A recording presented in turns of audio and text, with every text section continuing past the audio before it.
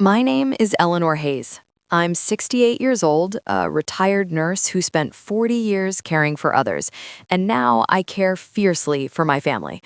This is the story of how one birthday party turned into a battle over money, control, and ultimately redemption. Let me introduce the key people. My son, Michael, is 45, a successful architect with a kind heart but a tendency to avoid conflict. He married Lisa 8 years ago. She's 41, a former real estate agent who stopped working after their daughter was born. And over time, she became increasingly demanding and entitled. They have one child, my precious granddaughter Ava, who's now 7, smart, artistic, and full of life. Then there's my older daughter, Sarah, 48, a teacher with 2 kids of her own. She's always been my confidant. And finally, Robert Klein, my longtime financial advisor and attorney, who's managed my affairs for decades. 5 years ago, my husband David passed away from heart disease. We'd saved diligently our whole lives. He was a teacher, I was a nurse, and through careful investing, we built a comfortable nest egg worth a few $1,000,000. When David died, everything came to me. I vowed to use it wisely, especially for our grandchildren. That's why, when Ava was born, I set up a college fund for her, $300,000 in a protected trust, designed to grow until she turned 18 for tuition or 25 for broader use, like a home down payment. I did the same for Sarah's 2 kids, with myself as sole trustee. No one could touch the principal without my approval, to ensure it stayed for education and their future security. In the early years of Michael's marriage to Lisa, I helped a lot. I contributed $25,000 to their wedding when they overspent. I paid for Ava's preschool for 3 years, over $50,000. When money was tight after Lisa quit her job, I covered medical bills, bought clothes and toys for Ava, even helped with their mortgage payments during a rough patch at Michael's firm. In total, over 8 years, I'd given them more than $150,000 in gifts, no strings, no expectations of repayment. I just wanted Ava to have a stable, happy childhood. But about 3 years ago, Lisa's attitude changed. She started criticizing my old-fashioned advice on raising Ava. Visits became scheduled and limited. She complained I spoiled Ava with gifts. Michael grew distant, always stressed, canceling plans last minute. Sarah noticed it too. "Mom, Lisa's isolating him. She's controlling the narrative." Then the demands escalated. Lisa wanted more help for home renovations, vacations, a new car. I gave where I could, but drew the line at dipping into Ava's fund. It all exploded at Ava's 5th birthday party 2 years ago. Lisa had invited mostly her side of the family and friends.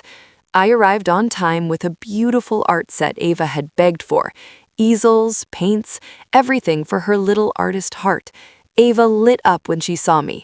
"Grandma Ellie, you got the big art kit." Lisa forced a smile. "That's generous, Eleanor. We said no big gifts this year." After cake, Lisa pulled me aside. Her mask dropped. "We need to set boundaries, Eleanor. Your constant help feels like control, and frankly, we're done with it." I was stunned. "Lisa, I've only supported you because I love Ava and Michael." She sneered. "Support? You use money to stay involved. Michael just got a bonus. We're fine now. Stop interfering. And those college funds? Ava's our daughter. We should control them. Michael will call your lawyer to transfer trusteeship to us." My heart pounded. "Those funds are for Ava's education, protected for a reason." Lisa stepped closer. "We decide what's best for our family. If you don't cooperate, you'll see Ava when we say, or not at all." She walked away, leaving me reeling. I found Sarah, whispered we had to go, hugged a confused Ava goodbye, and left. In the car, I called Robert. "Robert, freeze Ava's college fund immediately. No access without me in person." He didn't hesitate. "Done. What's happened?" I explained. He sighed. "You're protecting her future, Eleanor. Good call." The next week, I signed the lockdown papers. Any attempts to change anything would alert him directly. Michael didn't call to apologize, but soon he did call Robert, demanding transfer. Robert refused politely. Legally impossible without Eleanor's consent. Then came the panic. Lisa tried withdrawing for a family emergency. Denied. Sarah learned the truth from Michael's cousin. They were planning a second home, a luxury cabin by the lake, using Ava's fund as down payment. They'd assumed control was easy, never asking me. When the deal fell through, fights erupted. Michael came alone, pleading, "Mom, we need it temporarily. Better vacation spot benefits Ava too." I listed all I'd given them. That was love. This fund is Ava's security. I won't let it fund your lifestyle. Lisa raged in a follow-up visit. "You're selfish, keeping us from giving Ava memories." I presented documentation of their attempts and her threats from angry texts. "No more help. Funds stay locked. See Ava reasonably or through court." They stormed out. Months of silence followed, vague social media posts about toxic grandparents. But cracks showed. Michael reached out privately, then confessed Lisa's spending and control had worn him down. The cabin was her dream for status. When it failed, she blamed him. He filed for divorce.